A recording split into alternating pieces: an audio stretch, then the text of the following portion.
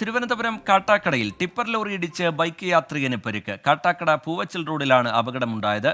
അപകടത്തിൽപ്പെട്ട തോട്ടുമുക്ക് സ്വദേശിയുടെ കാലിനാണ് പരിക്കേറ്റത്. തുടർച്ചയായ അപകടത്തിന്റെ പശ്ചാത്തലത്തിൽ ജില്ലാ ഭരണകൂടം ടിപ്പറുകൾക്കും വാഹനങ്ങൾക്കും മാർഗനിർദ്ദേശം പുറത്തിറക്കിയിട്ടുണ്ട്. അതിനിടെ വിഴിഞ്ഞത്ത് അമിതഭാരം കയറ്റിയ ടിപ്പർ ലോറിയിൽ നിന്ന് കല്ല് തലയിൽ വീണ് മരിച്ച അനന്തുവിന്റെ കുടുംബത്തിന് 1 കോടി രൂപ നൽകുമെന്ന് അദാനി ഗ്രൂപ്പ് അറിയിച്ചു. AV ജയശങ്കർ ചേരുന്നുണ്ട് വിവരങ്ങളുമായി തിരുവനന്തപുരത്ത് നിന്ന്.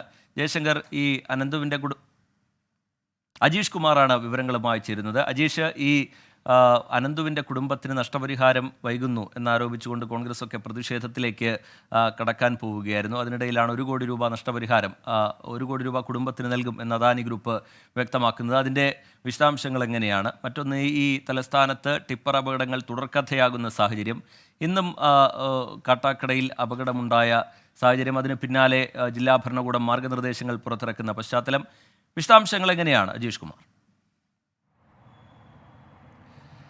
റീജിത്ത്, തലസ്ഥാന ജില്ലയിൽ ഒരാഴ്ചക്കിടയിൽ ഉണ്ടായ 3ാമത്തെ ടിപ്പർ അപകടമാണ് ഇന്ന് കാട്ടാക്കടയിൽ സംഭവിച്ചത്. ഉച്ചയ്ക്ക് 2:40-നായിരുന്നു ഈ അപകടമുണ്ടായത്. 2 വാഹനങ്ങളും കാട്ടാക്കടയിൽ നിന്ന് നെടുമങ്ങാട് ഭാഗത്തേക്ക് പോവുകയായിരുന്നു. ഇവിടെ നക്രാഞ്ചിറ എന്ന സ്ഥലത്ത് വെച്ചായിരുന്നു അപകടമുണ്ടായത്.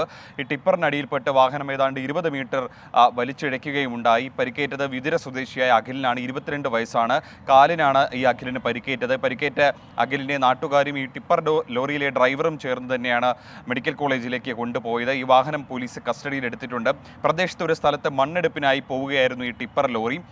അതിനിടയിലാണ് ഈ അപകടമുണ്ടായത്. ഈ വിഴിഞ്ഞത്തെ ഈ അപകടത്തിൻ്റെ പശ്ചാത്തലത്തിൽ തലസ്ഥാനത്ത് പലയിടങ്ങളിലും പോലീസും മോട്ടോർ വാഹന വകുപ്പും പരിശോധന ശക്തമാക്കിയിരുന്നു. അതിനിടയിലാണ് മറ്റൊരു അപകടം കൂടി സംഭവിച്ചത്. നമുക്കറിയാവുന്നതുപോലെ കഴിഞ്ഞ ഒരാഴ്ച മുൻപെയാണ് വിഴിഞ്ഞത്ത് മുക്കോല എന്ന സ്ഥലത്ത് വെച്ച് 26-കാരനായ അനന്തു, BDS 4ാം വർഷ വിദ്യാർത്ഥി, ലോറിയിൽ നിന്ന് കല്ല് തെറിച്ചുപോയി ദേഹത്ത് വീണ് മരിച്ചത്. ഈ അനന്തുവിൻ്റെ കുടുംബത്തിന് നഷ്ടപരിഹാരം നൽകണമെന്ന് ആവശ്യപ്പെട്ട കോൺഗ്രസും നാട്ടുകാരും അടക്കമുള്ള വിവിധ രാഷ്ട്രീയ പാർട്ടികളിലുള്ളവർ പ്രതിഷേധം നടത്തിയിരുന്നു. കഴിഞ്ഞ രാത്രി അതിൻ്റെ ഭാഗമായി ഒരു നൈറ്റ് മാർച്ച് തന്നെ കോൺഗ്രസ് പ്രവർത്തകർ സംഘടിപ്പിച്ചിരുന്നു. ഇതിനിടയിലാണ് അദാനി പോർട്ട് അധികൃതർ അനന്തുവിൻ്റെ വീട്ടിലെത്തി കുടുംബാംഗങ്ങളുമായി സംസാരിച്ചത്. 1 കോടി രൂപ നഷ്ടപരിഹാരം നൽകാൻ തയ്യാറാണെന്ന് അവർ അറിയിക്കുകയും ചെയ്തു. കൂടാതെ തന്നെ 2 ദിവസം മുൻപ് വിഴിഞ്ഞത്ത് വെച്ച് ജില്ലാ കളക്ടർ വിളിച്ച ഒരു സർവകക്ഷി യോഗം ചേർന്നിരുന്നു. ഈ സർവകക്ഷി യോഗത്തിൽ നാട്ടുകാരും രാഷ്ട്രീയ പാർട്ടികളും പ്രധാനമായി ഉന്നയിച്ചത് ടിപ്പറുകളുടെ ഓട്ടത്തിന് കടിഞ്ഞാണിടണമെന്നൊരു ആവശ്യമായിരുന്നു. ഇതിൻ്റെ ഭാഗമായിട്ട് പ്രത്യേക മാർഗനിർദ്ദേശം പുറത്തിറക്കുമെന്ന് ജില്ലാ കളക്ടർ അന്നു തന്നെ അറിയിച്ചിരുന്നു. ഇതിൻ്റെ ഭാഗമായാണ് പുതിയ SOP ഇപ്പോൾ ജില്ലാ കളക്ടർ പുറത്തിറക്കിയിരിക്കുന്നത്. അതായത് ഈ ടിപ്പറുകൾ നേരത്തെ ഉണ്ടായിരുന്ന നിയന്ത്രണങ്ങൾ തന്നെ രാവിലെ 8 മണി മുതൽ 10 മണി വരെ, വൈകിട്ട് 3 മണി മുതൽ 5 മണി വരെ ഈ സ്കൂൾ ടൈമുകളിൽ ടിപ്പറുകൾ നഗരത്തെ റോഡുകളിൽ പ്രവേശിക്കാൻ പാടുള്ളതല്ല. അതുപോലെ തന്നെ ഈ വാഹനങ്ങൾ ഈ കോറിയിൽ നിന്ന് ലോഡുകൾ കയറ്റുമ്പോഴും അതുപോലെ തന്നെ എവിടെയാണോ എത്തിക്കുന്നത് അവിടെ ഇറക്കുമ്പോഴും കൃത്യമായ ഭാരം പരിശോധന നടത്തണമെന്ന് മോട്ടോർ വാഹന വകുപ്പിനെയും പോലീസിനെയും അറിയിക്കേണ്ടതുണ്ട്. ലിമിറ്റിന് പുറമെ ഇപ്പോൾ എത്രയാണോ പെർമിറ്റ് അനുവദിച്ചിട്ടുള്ളത് ആ പെർമിറ്റിന് അപ്പുറത്തേക്ക് ലോഡ് കയറ്റാൻ അനുവദിക്കരുത് എന്നൊരു നിർദ്ദേശവും, അങ്ങനെ പല നിർദ്ദേശങ്ങൾ അടങ്ങിയ ഒരു SOP ആണ് ഇപ്പോൾ ജില്ലാ കളക്ടർ പുറപ്പെടുവിച്ചിരിക്കുന്നത്. ഇത് നടപ്പിലാക്കി എത്രയും പെട്ടെന്ന് തന്നെ റിപ്പോർട്ട് നൽകാൻ പോലീസിനോടും മോട്ടോർ വാഹന വകുപ്പിനോടും ജില്ലാ കളക്ടർ നിർദ്ദേശം നൽകിയിട്ടുണ്ട്. റിജിത്ത്, അജീഷ്, ഇത് തിരുവനന്തപുരത്തെ സാഹചര്യത്തിനൊക്കെ അപ്പുറത്തേക്ക് സംസ്ഥാന തലത്തിൽ തന്നെ ഈ ടിപ്പറുകളുടെ അമിതവേഗം, ഓവർലോഡ് കയറ്റിയുള്ള യാത്ര, ഇതിനൊക്കെതിരെ വ്യാപകമായ പരാതികൾ ഉയർന്നു വരുന്നൊരു പശ്ചാത്തലം കൂടിയുണ്ട്. അതിനിടയിൽ മോട്ടോർ വാഹന വകുപ്പ് ഏതെങ്കിലും തരത്തിലുള്ള മറ്റ് നടപടികളിലേക്ക് കടക്കാൻ ആലോചിക്കുന്നുണ്ടോ? പരിശോധന ശക്തമാക്കുന്നതടക്കം അജീഷ്.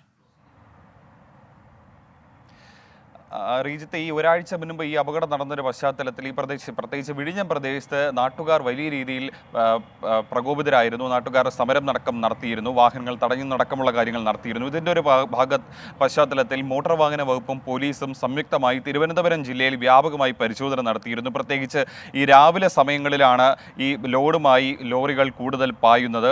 വാഹനങ്ങളുടെ തിരക്ക് കുറവായതുകൊണ്ട് തന്നെ അമിത വേഗതയിലായിരിക്കും മിക്കപ്പോഴും ഈ വാഹനങ്ങൾ പോകുന്നത്. അപ്പോഴാണ് ഈ അപകടങ്ങൾ ഇടയാക്കുന്നത്.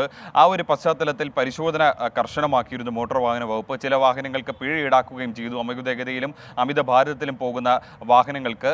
ചില വാഹനങ്ങൾ ഈ കല്ലുകൾ കയറ്റിയിട്ടുണ്ടെങ്കിലും അതിനെ ടാർപോളിൻ ഉപയോഗിച്ച് മറവ് ചെയ്യാത്തതിൻ്റെ ഭാഗമായിട്ട് ഇത്തരം വാഹനങ്ങൾക്ക് പിഴ ഈടാക്കുന്ന സംഭവങ്ങൾ ഉണ്ടായിട്ടുണ്ട്. എന്തായാലും ഇത്തരത്തിൽ വാഹനങ്ങൾ പോകുന്നത് കർശനമായി നിയന്ത്രിക്കാനാണ് ജില്ലാ കളക്ടർ ഇപ്പോഴുള്ള മാർഗനിർദ്ദേശം പുറത്തിറക്കിയിരിക്കുന്നത്.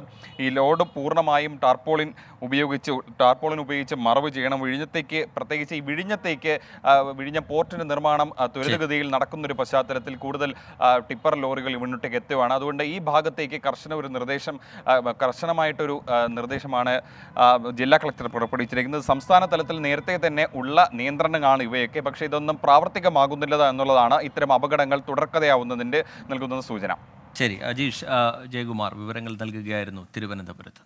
ലോകത്തെവിടെയായാലും ഏത് സമയത്തും 24 വാർത്തകളും ഓഗ്മെന്റഡ് റിയാലിറ്റി പാക്കേജുകളും എക്സ്പ്ലെയിനറുകളും വിശദമായി കാണാൻ ഞങ്ങളുടെ യൂട്യൂബ് ചാനൽ നിങ്ങൾക്ക് സബ്സ്ക്രൈബ് ചെയ്യാം.